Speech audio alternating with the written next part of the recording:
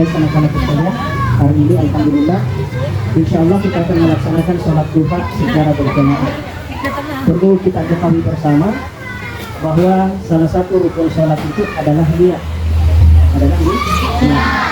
Nah, tentunya anak-anak sekalian, terlepas dari perbedaan pemahaman apakah niatnya disuarakan, dilafazkan atau tidak, tetapi seharusnya anak-anak tahu bagaimana niat sholat duha. Saya tanya ini, sudah tahu niatnya? Tahu niatnya? Oke, kita bahasakan ya, kita suarakan. Coba ikuti, saya berniat. Ikut saya berniat. Sholat duha 2 rakaat menghadap kiblat. Makmum karena Allah.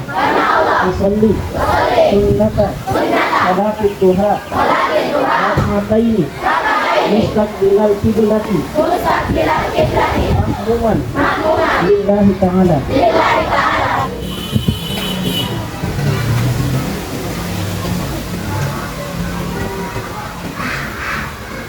Allahu Akbar.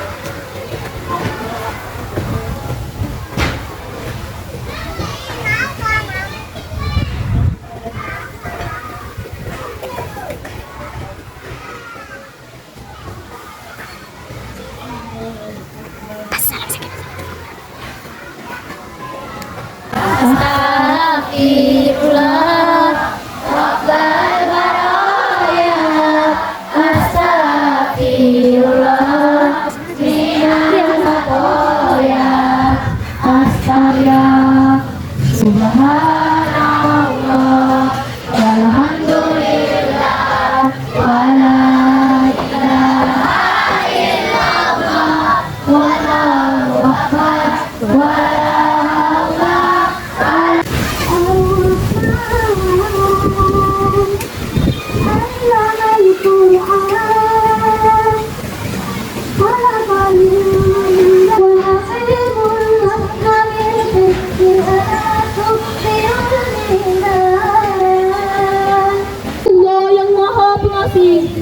yang telah mengajarkan Al-Quran. Dia menciptakan manusia, mengajarnya pandai berbicara. Matahari dan bulan beredar menurut perhitungan. Saga sedekah Jumat kita yang berjumlah Rp947. Adapun saldo sedekah Jumat kita pada pagi hari ini yang berjumlah Rp34.000. Jadi total sedekah Jumat kita sebesar Rp981.000. Pada kesempatan kali ini, saya berdiri di hadapan Bapak Ibu serta teman-temanku sekalian akan menyampaikan sebuah ceramah yang berjudul Menjadi Remaja yang Inspiratif dengan Menerapkan Ajaran Islam. Sebagaimana kita ketahui bahwa anak remaja masa kini sangatlah berbeda dengan remaja masa lalu. Sebagaimana banyak perbedaan di antaranya. Remaja masa lalu biasanya berbicara dengan kesopanan, berpakaian sesuai syariat Islam, menghormati orang yang lebih tua, dan beretika sesuai situasi dan kondisi. Tetapi remaja masa kini, subhanallah, bicara seenaknya, bergaul semaunya, tidak menghormati orang yang lebih tua. Hari ini terus terang saya terpukau melihat penampilan dari anak-anakku sekalian. Tadi mulai dari MC, kemudian pembacaan ayat suci Al-Quran, sari tilawah, hingga pada ceramah yang tadi. Hanya saja izinkan saya untuk sedikit memperbaiki kesalahannya tidak fatal. Tapi kalau kesalahan itu berlanjut, maka tidak ada perbaikan. Yang pertama, tadi MC-nya setelah sholat duha kita berzikir ya. Ya, dalam zikir itu ada yang harus kita perhatikan. Pertama, istighfarnya tidak dipanjangkan fi. Contoh tadi, astagfirullah, tidak boleh firullah. Dalam penulisan istighfar, fi dan ro itu bersambung. Jadi disambung bacaannya. Astagfirullah, firullah. Jadi bukan astagfirullah. Paham ya? Yang pertama fi tidak panjang. Coba kita ulangi. Astagfirullah. Sekali lagi. Astagfirullah. Oke, baik. Yang kedua, masih pada istighfar, kebanyakan tidak mengetahui letak yang namanya qalqalah. Pada kalimat istighfar tidak ada bunyi qalqalah. Contohnya apa? Tidak boleh astagfirullah, bukan tago ya. Tapi tadi alhamdulillah saya tidak dengarkan kalimat seperti itu. Tadi istighfarnya bagus, yang diperbaiki adalah fi, tidak dipanjangkan. Paham ya? Yang pertama. Yang kedua, salawat. Tadi salatullah, salamullah. Nah ini. Coba ya. Saya ulangi. Coba saya mau dengar dulu salawatnya dulu. Abata.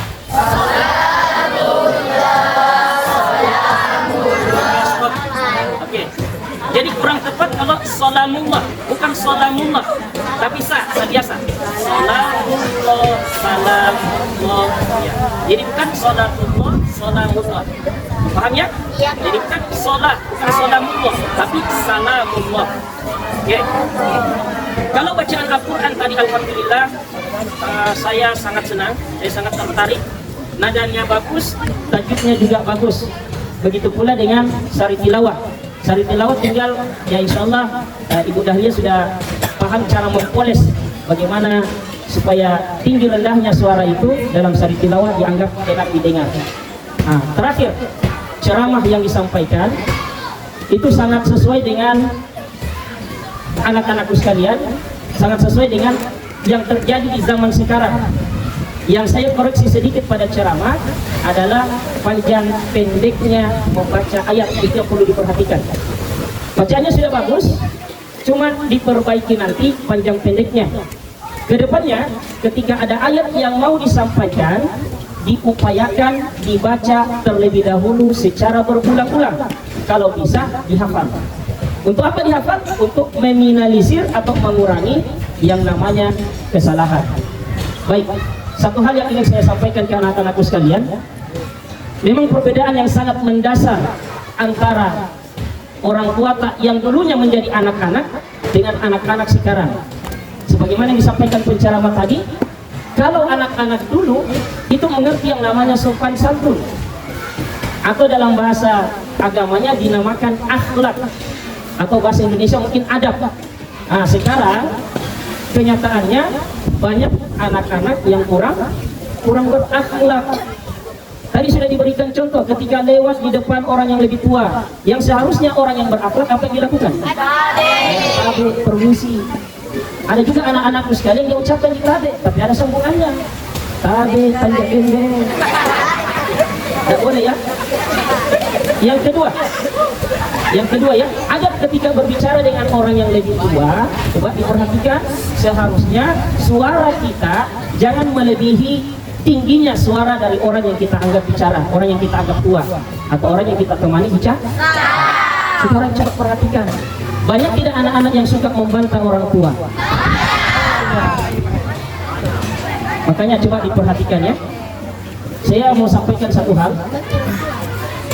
Ingat tidak hadis Nabi? Ridhallaha fi ridhon.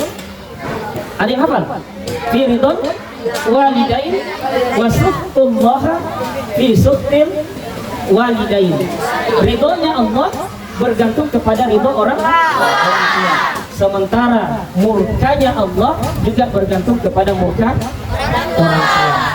PR untuk anak-anakku sekalian. Silakan koreksi diri tak masing-masing.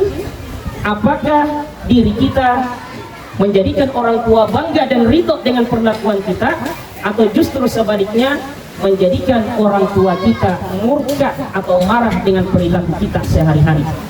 Mudah-mudahan yang kita sampaikan pada hari ini insya Allah banyak manfaat yang kita ambil. Saya juga mohon maaf yang sebesar-besarnya ketika ada kesalahan, ada kekurangan yang saya sampaikan pada hari ini. Sekali lagi saya terpukau, saya sangat senang dengan melihat penampilan anak-anakku sekalian. Kita beri aplaus untuk semuanya. Baiklah anakku sekalian, terima kasih atas anak-anakku sekalian yang sudah melaksanakan tugasnya yang bertugas hari ini. alhamdulillah berjalan dengan lancar. Walaupun masih banyak kekurangan yang perlu diperbaiki ya. Jadi untuk yang bertugas minggu depan diperhatikan itu kekurangan yang terdapat pada teman-teman hari ini silahkan diperbaiki minggu depan. Dan terima kasih banyak karena Bapak Ustaz atas kehadirannya menyaksikan kegiatan kami, kemudian menambahkan tausiahnya, memberikan tausiah tambahan dari anak kami. Dan terima kasih banyak karena atas koreksiannya. Insya Allah kedepannya kami akan laksanakan yang kekurangan yang terdapat pada anak sekalian. Jadi tolong diperhatikan tadi istighfarnya ya. Jadi kalau disuruh diperbaiki, tolong dirubah. Karena kalian kalau ditanya bilang begini yang benar, itu juga saya lakukan. Jadi tolong diperbaiki lagi. Jadi ya, dari pesan yang disampaikan oleh Pak Ustaz tolong diperhatikan baik-baik. Terutama yang memimpin salawat itu di atas, diperbaiki. Dia dulu yang memperbaiki diri, kemudian menurut teman-teman. Ya baik. Saya mau tes dulu kalian. Jadi apakah kalian paham dengan yang disampaikan oleh teman-teman tadi? Judul yang disampaikan oleh saudari kita Aziza Nur Fadilah yaitu menjadi remaja yang inspiratif dengan menerapkan agama Islam. Kesimpulan, remaja yang dulu berbicara yang sopan, berpakaian yang sopan, sedangkan yang sekarang berbicara seenaknya, bergaul seenaknya, dan membedakan antara atau tua kaum budaya. Pemuda bangsa yaitu menjaga sikap kita dan mendapat mengontrol emosi kita. Itulah jiwa pemuda masa depan. Wassalamualaikum warahmatullahi wabarakatuh. Iya, Nama yang dibawakan Aziza Nur Fadilah yaitu menjadi remaja normatif dengan menerapkan agama Islam. Kesimpulan, remaja yang dulu berbicara yang sopan, berpakaian yang sopan, sekarang berbicara seenaknya, bergaul seenaknya, dengan membedakan antara tua atau muda. Terima kasih ya. Atas dulu buat Nadim. Itu terima kasih di